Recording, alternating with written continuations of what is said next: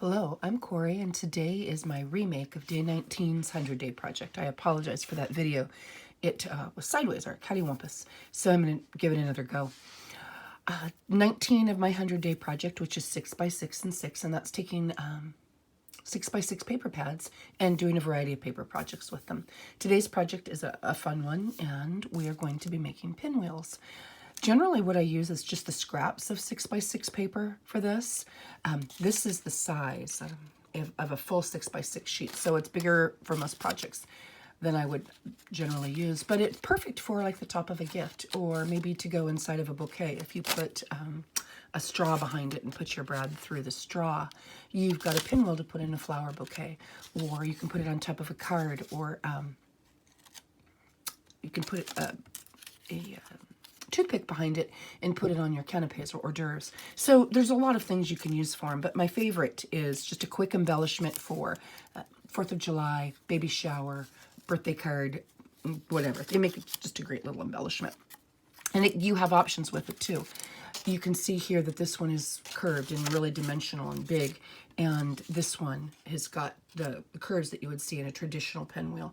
But if I, this one here too, same thing, curves with a traditional pinwheel.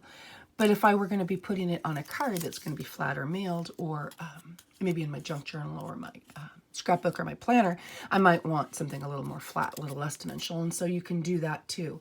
This is a fairly flat, not super thick project. It's the thickness of the brad.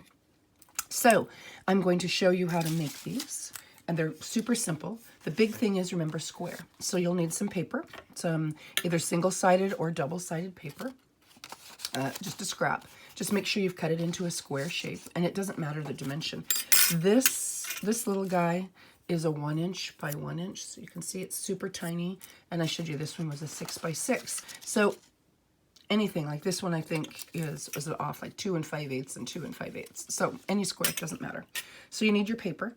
You will need a ruler and a pencil to make your lines, and you don't have to do that part, but I highly suggest it.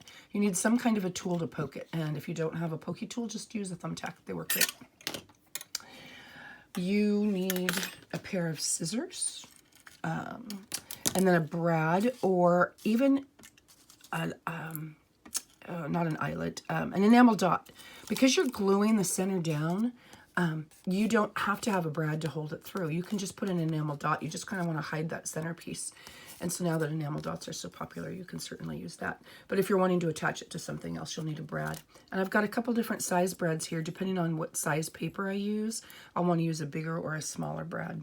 I've even got a super inky dinky one. So you'll need a brad and glue, white glue. You need some glue, and that's about it. All right, the first thing you're going to do, and I'm going to zoom in for this part because I'm using a smaller sheet. Let's see. Okay, so first thing you're going to do is draw lines. Now you can eyeball it and just cut it if you don't need the lines. I'm not so great at cutting straight and making sure that it's where I want it to be, and so I want my pinwheel to turn out decently. Then I draw the lines, and they don't show at the end. You don't even have to erase them. Sorry about that. I have to do my first line out of camera. Sorry about that. Okay, so you lay your ruler down from corner to corner, and you draw a line. Then you turn it, do the same thing. You lay your ruler from corner to corner and draw a line. Then your next step is to cut from the tip to about halfway to the center. You don't want to go all the way to the center because you just don't. You want it to go about halfway, and you don't have to measure. Your folds won't stay if you cut it all the way to the center. So you go on all 4 corners, or all 4 points, you just roll it about halfway to the center. Now, did I cut that square? I don't know. We're going to go with it that it's square. And then all you do is, if you're wanting to ink, this is the point where you just come in and ink the edges and lift up here and ink this piece and ink this piece. But if you're not wanting ink, then you don't need to do that step.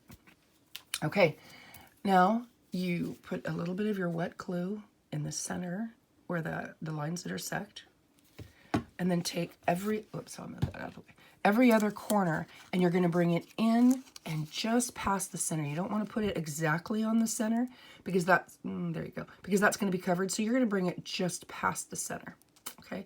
And this one's going to be a flat one, so, well, okay, maybe it'll be flat. I'm going to lay it down and crease it. Okay, so again, you can see it's, there you go, just past the center. And then I'm going to do that for the subsequent pieces. There we go, I'm going to leave that there. So I pulled in from one corner, and then I go to the next corner. And I'm going to bring it in and lay it down flat just over that center section. I want it to just cross that center. And then I'll put a little bit more wet glue. You don't need a lot of wet glue. If you are doing this with the curl method, and I'll show you that in just a second, you need to hold it a little bit longer. But because this is flat, it stays easier. Okay, so this one, I would actually, this is the first time it's come up, I would actually have to erase this because I didn't cut exactly on the line and that would show. But generally, if I cut just right on the line, that doesn't show. I'll show you the others, none of them show. And then you do that for your fourth corner. So you do it for all four corners.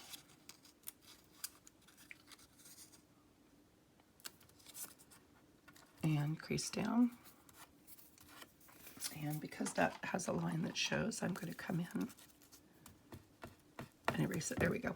Okay, see? And that's your pinwheel. And then you just use, if you're going to put an enamel dot, that's where you'd put your enamel dot. You use your poke tool. Poke a hole in the center. Yeah. Put your brad through it. Put your brad down. And that's it. Your pinwheel is done if you're living it, if it's going to live on top of a package or on top of a page or as an embellishment or what have you. Again, if you're wanting to make it an actual pinwheel, just put it through a straw and then put a punch dot, circle dot, or whatever on the end. And that's all there is. One thing I was going to show you before I go is if you want one of these kind, if you're using, oh, here we go. If you're using single-sided paper, like I did here, on this one, all I did was just use a stencil and some ink on the inside before I folded it, and I got this two-colored effect.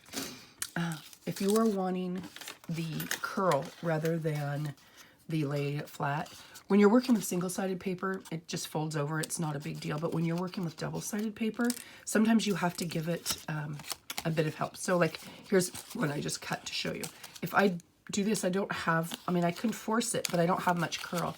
I get a lot better result if I just come in with the four sides and use like a pencil, or this is a crochet hook simply because it's stronger. And then I'll take the point that I'm going to curl in and I'll give the paper some curl. And I do that because then when I glue it down, it's got that curl and I don't make it flat. And it just makes it sit a little bit easier. And then I can go in and glue them down just like I did the other one. All right. Thank you for watching. I hope that inspired you to try something new and fun and different. And have a great day.